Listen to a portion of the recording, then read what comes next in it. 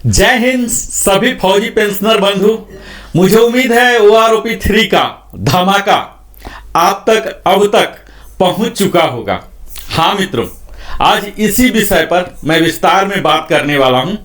मुझे उम्मीद है मेरा वीडियो अक्सर लंबा हो जाया करता है, कई लोगों को शिकायत होता है कि थोड़ा छोटा बनाए। मैं प्रयास करूंगा यथासंभव, पर विषय ऐसा है मैं यहाँ कवर करूंगा OROP 3 के बारे में।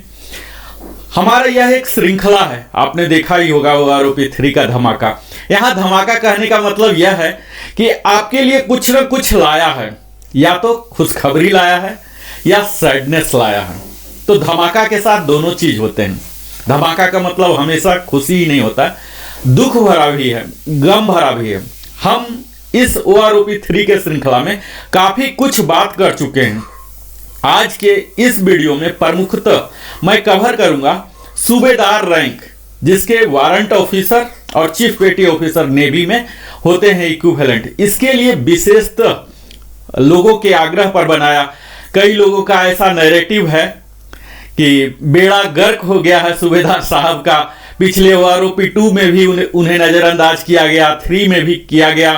तो ऐसा क्यों हुआ और क्या वस्तु स्थिति है, इन सब से इसमें क्या विसंगतियां हैं और आपके लिए आगे क्या रिमेडियल रिकोर्सेस हैं, ये सब तमाम बात पर हम आज चर्चा करने जा रहे हैं। तो आज का चर्चा मैं प्रारंभ करता हूं अपने पीछे का वीडियो जो मैं ऑलरेडी बुनियादी तौर पर बना चुका हूं।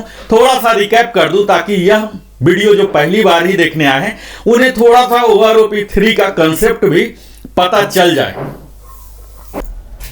OROP 3 में जैसा कि हमने देखा कई प्रकार की विसंगतियां हैं, और इन विसंगतियों को अगर आप दूर करना चाहते हैं अपने रैंक के, अपने ग्रुप के, अपने क्वालिफाइंग सर्विस के लिए, तो इसके लीगल रिकोर्सेस क्या होंगे, रिमेडियल एक्शन क्या होंगे, इन सब पर भी मैं बात करने जा रहा हूं। मुझे उम्मीद है आप हमारे वीडियो से काफी लाभान्वित हो रहे होंगे। बहुत अच्छा रिस्पॉन्स मिल रहा है आप सबों को, बहुत बहुत धन्यवाद। 75,000 आज हमारे सब्सक्राइबर, हमारे फैमिली मेंबर्स की संख्या हो गई। यह आप सबों के सपोर्ट से ही संभव हुआ। मुझे उम्मीद है आप इसी तरह से सपोर्ट देते रहेंगे। हमारे चैनल को अगर पहली बार आए तो जरूर ही सब्सक्राइब करें, यह हमारा भी मनोबल बढ़ाता है। हम कितना परिश्रम करते हैं, रिसर्च करते हैं, ये सब का इनाम यही है जो आप लाइक करते हैं, सब्सक्राइब करते हैं। लोगों के साथ भी साझा करें। और मैं यहां बता दूं कि आप अपने कमेंट के द्वारा अपना पार्टिकुलर समस्या बता सकते हैं, पूछ सकते हैं, या अगर कुछ आपके पास आइडिया है तो वो बता भी सकते हैं।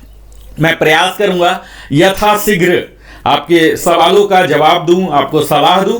हाँ, इतना जरूर ध्यान दीजिएगा कि जब भी हम कमेंट करते हैं तो YouTube का अपना गाइडलाइन होते हैं, मर्यादित भाषा रखें, क्योंकि हम सब भारत के एक इलीट ग्रुप से होते हैं, फौजी बंधुओं से हमारे पूरे देश को एक उम्मीद होती है। तो हमारी भी, हम सबों की भी भाषा में एक मर्यादा होनी चाहिए। हमारा व्यक्तिगत विचार किस पार्टी लाइन से जाता है, नहीं जाता है, इसका यहाँ रत्ती भर भी संबंध नहीं है।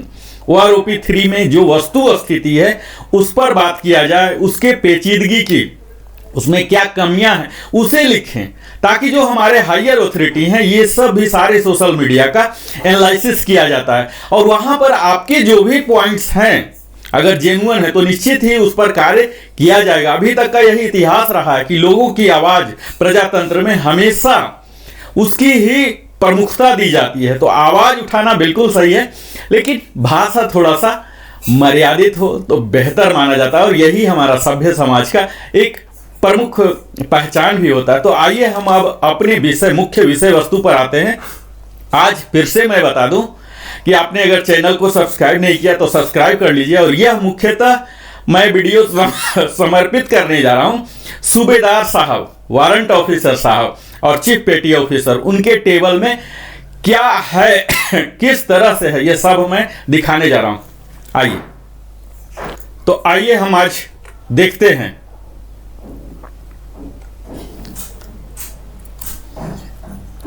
यहां हमने OROP धमाका के तहत अभी तक जो कवर किया हूं, यह एक रिकैप बता दूं। OROP 3 का जो अभी रिसेंटली मुद्दा है, तो OROP के बारे में ही हमने ब्रीफ हिस्ट्री, संक्षिप्त में इतिहास बताने का प्रयास किया, क्या क्या माइलस्टोन है यह बताया, उसके क्या मुख्य बिंदु हैं और क्या क्या लाभ हैं यह सब बताया। ओआरओपी जैसा कि आप सब जान रहे होंगे, जस्ट मैं क्विक रिकैप कर ले रहा हूं, यह जो डिफेंस पेंशनर के लिए ही है, यहाँ डिफेंस सिविलियन जो होते हैं उनके लिए कवर नहीं होता है, पेंशनर के लिए और फैमिली पेंशनर के लिए। यह जो 3 लागू होगा 1 जुलाई 2024 यानी कि 30 जून 2024 तक जो रिटायर हुए हैं ये सब इससे कवर होंगे। अब अगर ओआरओपी 1 के बारे में अगर थोड़ा बहुत जानते हैं, नहीं जानते हैं, तो ये सर्कुलर नंबर 555 से रेगुलेट हुआ था, जो कि इशू हुआ था 4 फरवरी 2016 को, जिसके एप्लीकेबिलिटी था 1 जुलाई 2014। 4 इंस्टॉलमेंट में एरियर हुए थे। इसी तरह से ओआरओपी 2 का सर्कुलर था 666, जो कि इशू हुआ था 20 जनवरी 23 को, और एप्लीकेबिलिटी था इसका 1 जुलाई 2019 से, जो कि 4 इंस्टॉलमेंट में दिए गए थे। अब ओआरओपी 3 जिसके बारे में मैं बात करने जा रहा हूं, क्विक रिकैप मैं कर लेता हूं, जिसे कैबिनेट का अप्रूवल मिल गया, गवर्नमेंट ऑफ इंडिया के द्वारा, एमओडी के द्वारा नोटिफिकेशन कर दिया गया 10 जुलाई 24 को, कंकरेंस भी मिल गया फाइनेंस डिवीजन एमओडी से, ताकि इस पर क्या बर्डन आया है फाइनेंशियल, ये सब के लिए पॉलिसी लेटर डीएसडब्ल्यू जो टेबल के सहित जारी करते हैं, ये भी जारी हो चुका 4 सितंबर को। ओआरओपी 3 का सर्कुलर संभवतः 777 नाम का आएगा, जो कि शीघ्र ही जारी होने वाला है, और एरियर भी शीघ्र ही मिलेगा। हम सबको पता है कि कुछ क्षेत्र हैं, कुछ राज्य हैं जहां की अभी विधानसभा का चुनाव है, जैसे हरियाणा हो गया, जे&के हो गया, जहां से कि काफी मात्रा में हमारे फौजी बंधु आते हैं। तो इस चीज को भी मद्देनजर रखते हुए हमारी सरकार प्रयास करेगी कि पेंशनर को, वोटर्स को नाराज न करें। तो इस चीज का लाभ हम लोग को मिलने की संभावनाएं हैं, और उसके तहत शीघ्रतम किया जाएगा, और हम लोग के लिए दिवाली बम्पर के रूप में भी यह हो सकता है, जो कुछ भी थोड़ा बहुत लाया है। इसकी मुख्य बातें पर अगर बात करें तो ओआरओपी 5 साल पर होता है, जिसे फ्लॉलेस क्विकेन बनाने के लिए 121 टेबल का सहारा लिया गया है, और 265 पेजेज में डिटेल में बात किया गया है।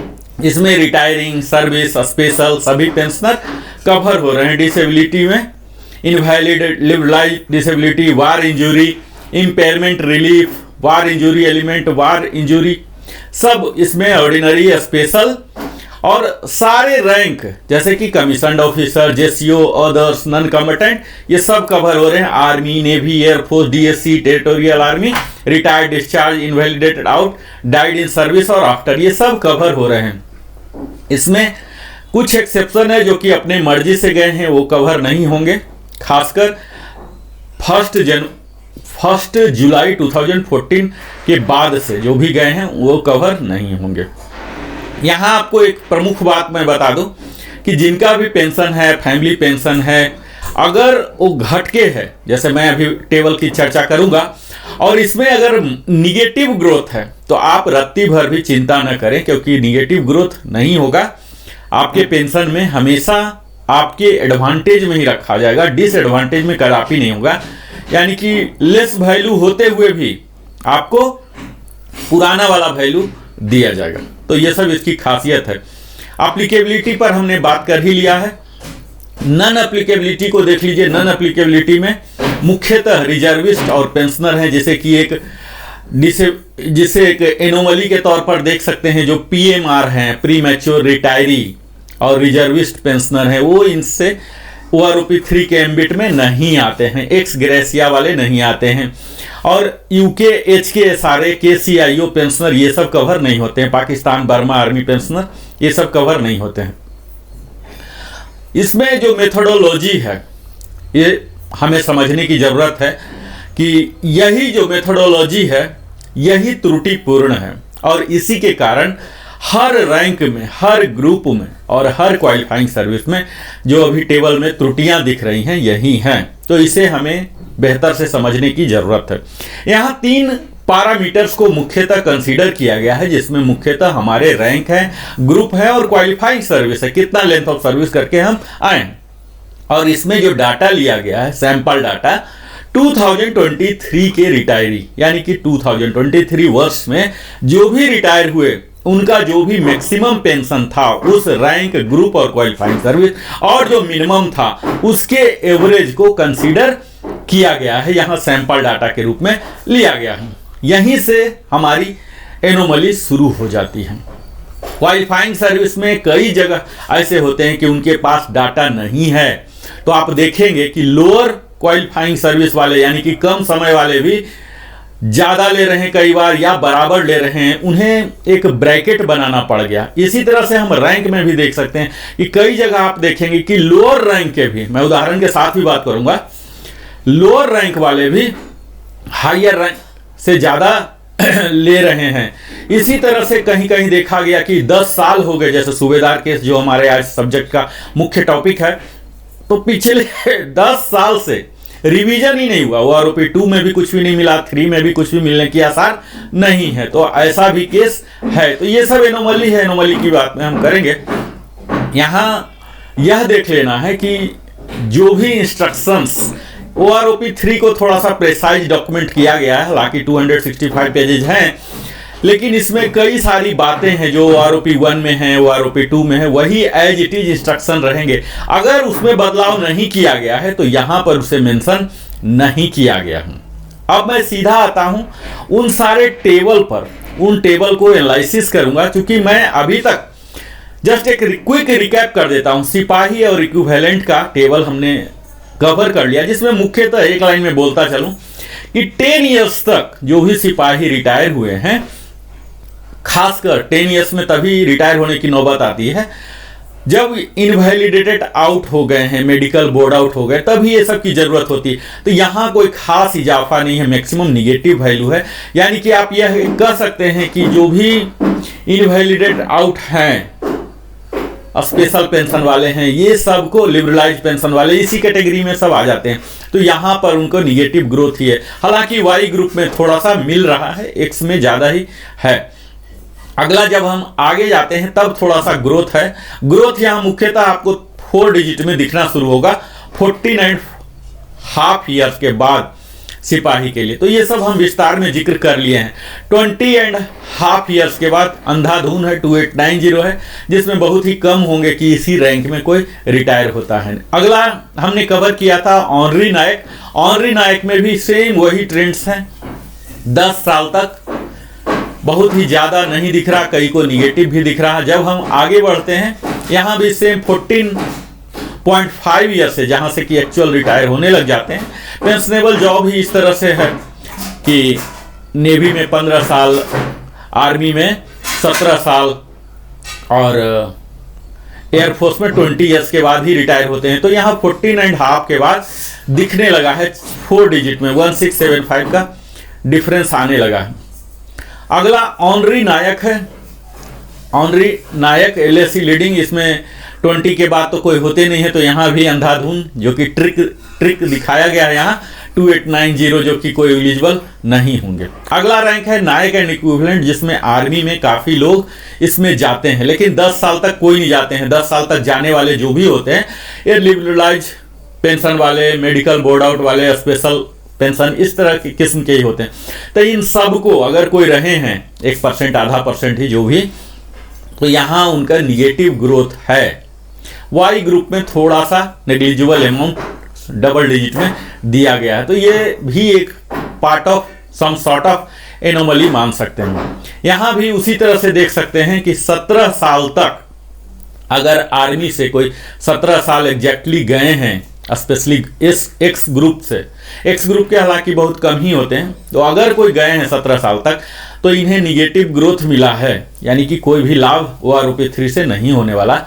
हालांकि वाई ग्रुप में कुछ दिया गया है, लाभ शुरू होता 17.5 से एक्स ग्रुप में, और वाई ग्रुप में शुरू हो जाता है 16.5, यानी कि आर्मी के जो अधिकतर वाई ग्रुप में होते हैं, जैसा मैं समझ पा रहा हूं, तो यहां से इनको थोड़ी सी बढ़ोतरी हुई है 1381। तो ये तो है नायक का। इसी तरह से 20.5 जो कि बहुत कम ही होते होंगे, सारे हवलदार बन ही जाएंगे।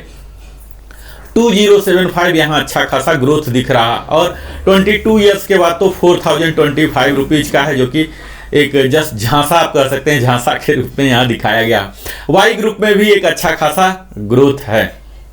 अब मैं ऑनरी हवलदार की बात करूंगा, जहां की 10 साल तक निगेटिव ग्रोथ ही है एक्स ग्रुप में, और वाई में हल्का सा है।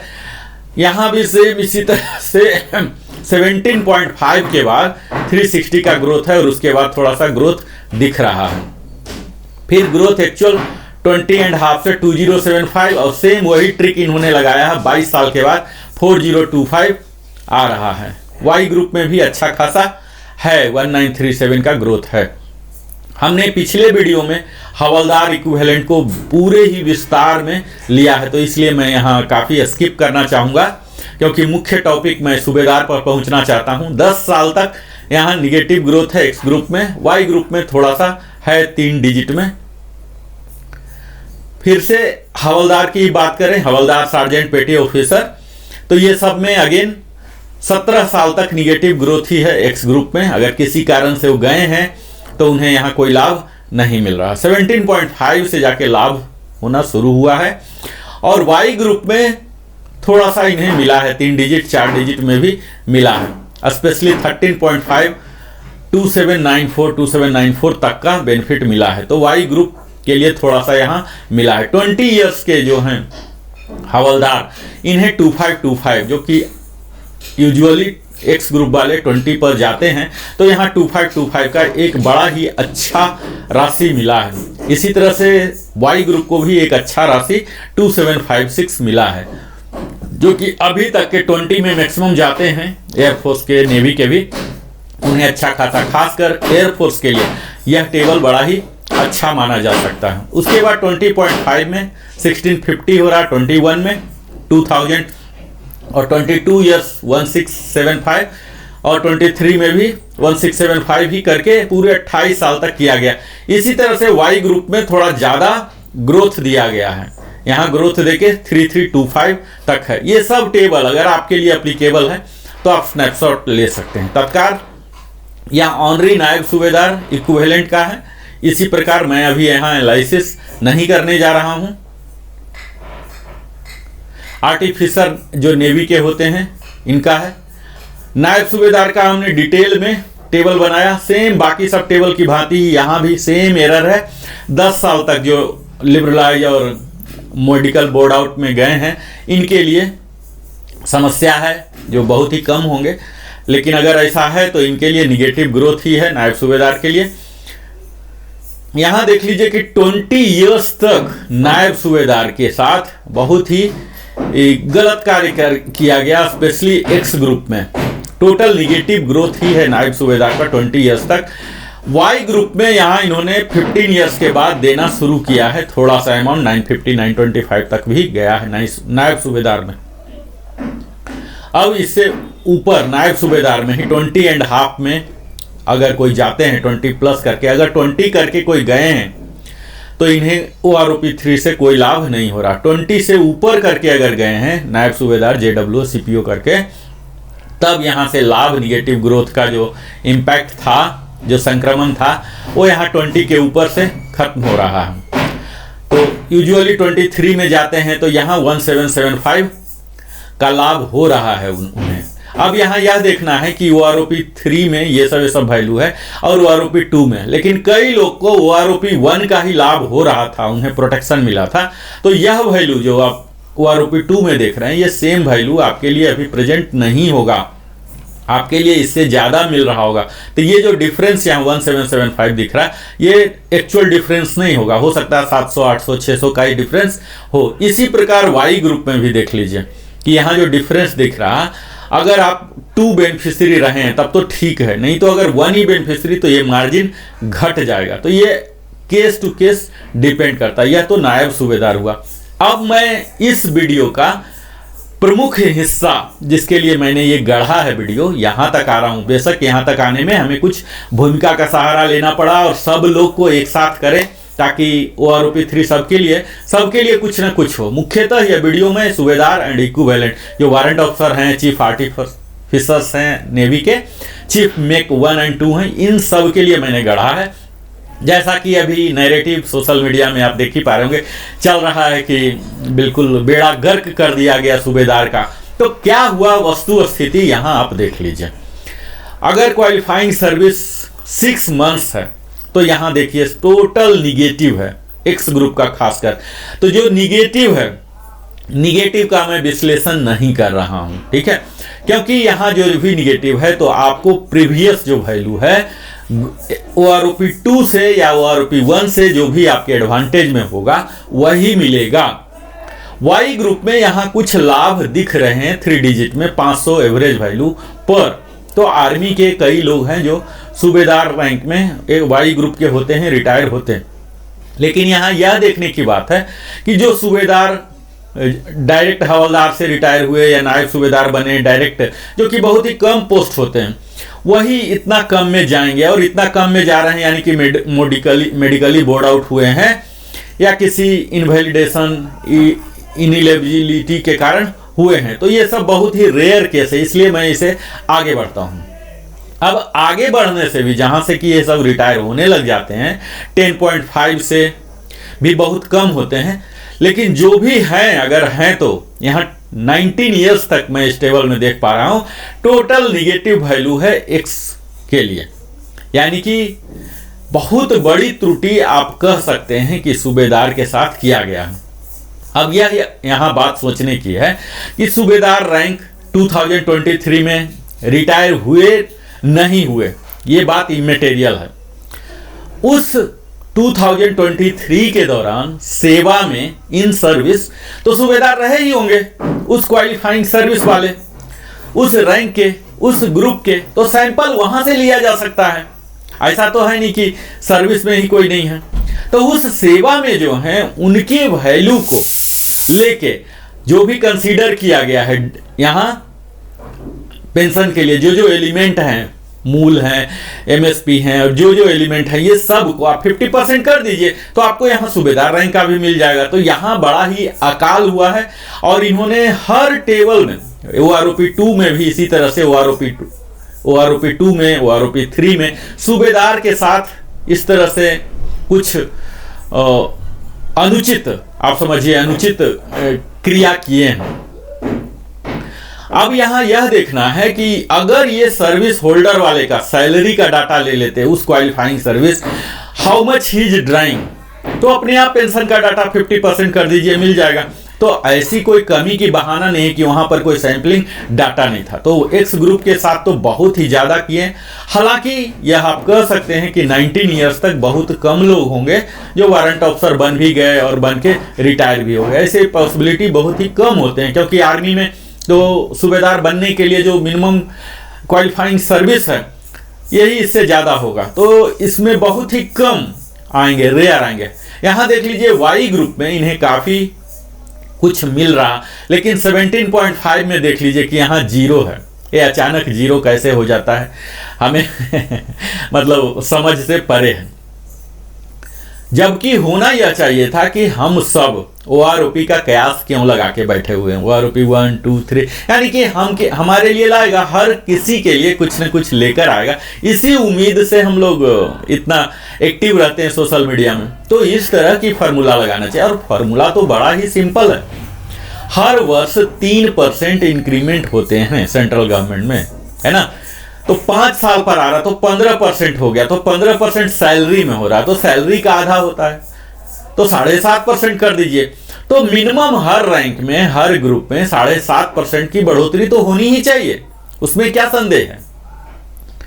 लेकिन यहाँ 0 वैल्यू आ रहे हैं, तो यहाँ कहीं न कहीं त्रुटिपूर्ण है। अब यह देखने की बात है कि इंटेंशनली, ताकि जो आर्थिक बोझ पड़े सरकार पर, इस आर्थिक बोझ को घटाने के लिए किया गया है, या कहीं न कहीं इरोनियस है उसके प्रोग्रामिंग में, फार्मूला में, या टर्म ऑफ रेफरेंस जो इन्होंने बनाया है OROP के लिए, इसमें त्रुटि है। कहीं न कहीं त्रुटि तो है।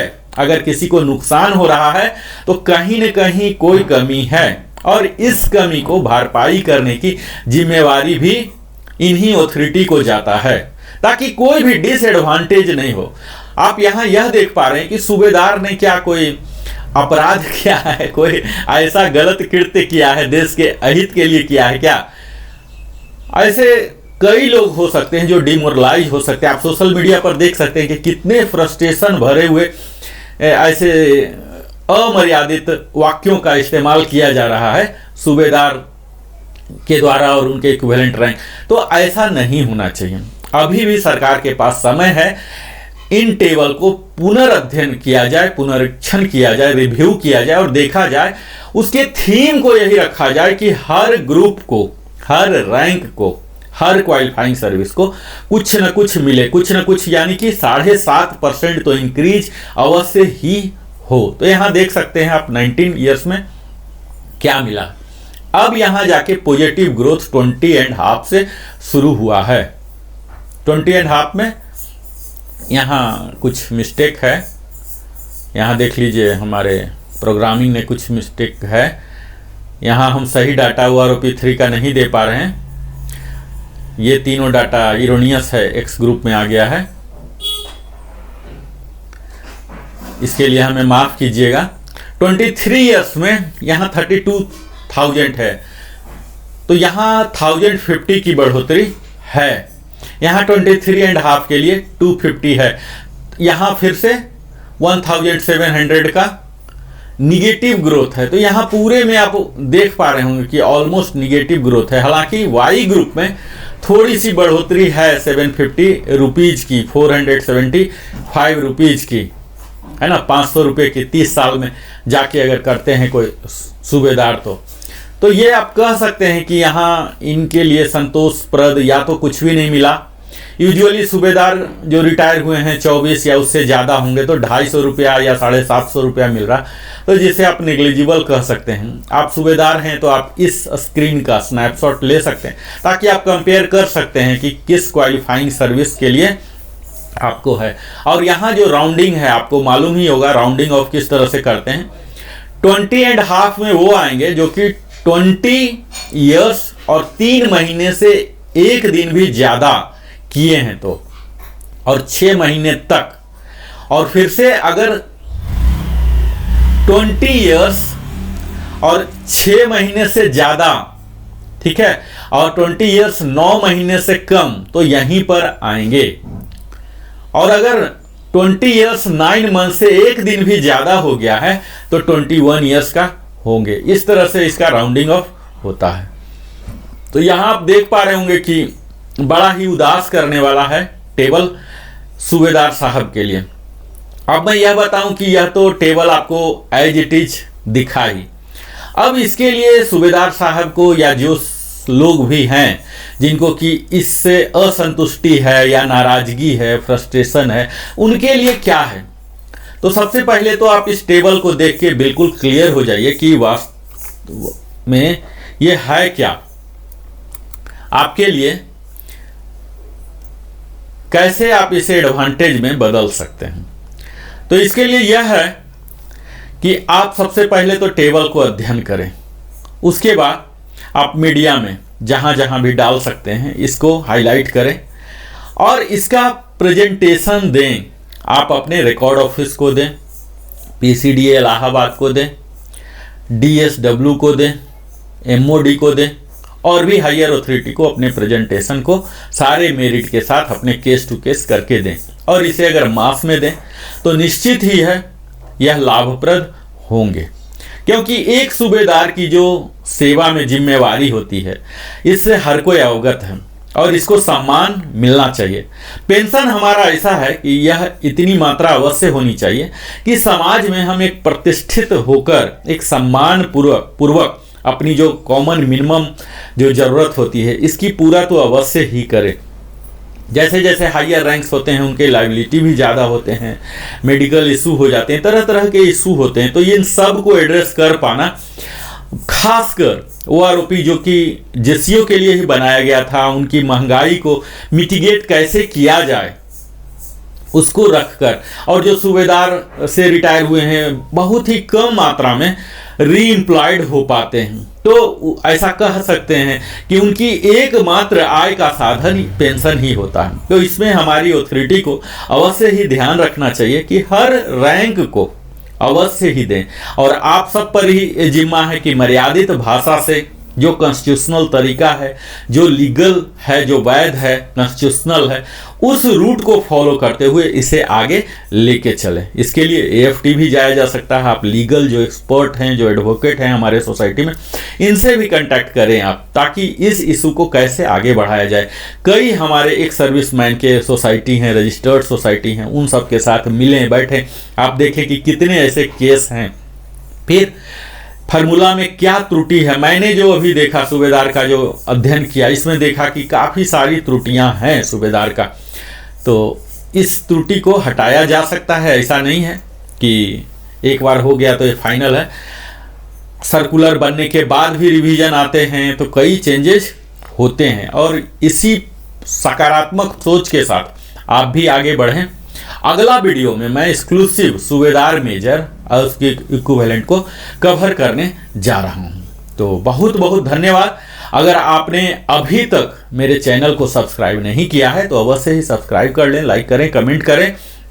और यहाँ आप देखेंगे कि मैंने प्रयास किया कि हर रैंक का एक संक्षिप्त विवरण आपको दे सकूं। सूबेदार के लिए तो मैंने खास पूरे टेबल को एनालिसिस किया। इसके साथ भी कई तरह की विसंगतियां हैं, जो कि सिर्फ विसंगतियां पर मैं बात करते रहूं। मेरा प्रयास होता है हर वीडियो में आपको यथावत जिस तरह से तथ्य है उसको मैं प्रस्तुत करूं, उसका विश्लेषण करूं, उसमें क्या क्या कमियां हैं उसे सामने लाऊं, उसके कमियों को दूर करने के लिए हमारे ऊपर या और क्या ऑथोरिटी हैं इनको कैसे कर सकें। एक बहुत ही बड़ा इशू है, पहले से ही चल रहा है, जो कि एमएससीपी का है, प्री 2006। इस पर सरकार को काफ़ी गहन अध्ययन करना चाहिए। अगर कुछ बोझ भी पड़ रहा तो बोझ सह लेना चाहिए, क्योंकि जो एमएससीपी का कंसेप्ट है पोस्ट 2006 है। अब ये तो आरओपी के कंसेप्ट के अगेन खिलाफ चला जाता है कि 2006 के बाद वाले को उसका एडवांटेज मिलेगा और उससे पहले वाले का एडवांटेज नहीं मिलेगा। तो ये अपने आप में ओआरओपी का जो मुख्य थीम है, इससे डेविएशन हो जा रहा है। दूसरा चीज ये हो जा रहा है कि अभी जो टेबल नंबर 8 मैं अगला बात करूंगा, टेबल नंबर 8 जो आया है, अभी तो ये टेबल नंबर 7 का वीडियो है, टेबल नंबर 8 पर मैं जाऊंगा तो वहां भी देखिए विसंगतियां हैं कि जब वो आरोपी तो फिर से उन्होंने एक्स ग्रुप के लिए डिस्क्रिमिनेट किया है। तो इस तरह से कई विसंगतियां हैं जिसको कि हम धीरे धीरे आपके समक्ष प्रस्तुत करूंगा। और मुझे उम्मीद है आप हमारे साथ इसी तरह से जुड़े रहें। मेरा भी हौसला आप जाए करते रहें, सब्सक्राइब करें। हमारा जोश जो है आपके सब्सक्रिप्शन और लाइक पर ही है, यही हमारे लिए दक्षिणा है, समझिए। आपने अपने जीवन का बहुमूल्य समय हमारे साथ बिताया, इसके लिए दिल की गहराइयों से धन्यवाद। और फिर मिलता हूं नए वीडियो के साथ, फिर से इसी श्रृंखला को जारी रखूंगा। आज सूबेदार साहब का हमने कवर किया, अगले दिन यानी कि कल सूबेदार साहब मेजर सूबेदार का हम कवर करेंगे। तो अब हमें सूबेदार मेजर साहब का कवर करेंगे, एसएम साहब का। अब हमें इजाज़त दीजिए, बहुत बहुत धन्यवाद।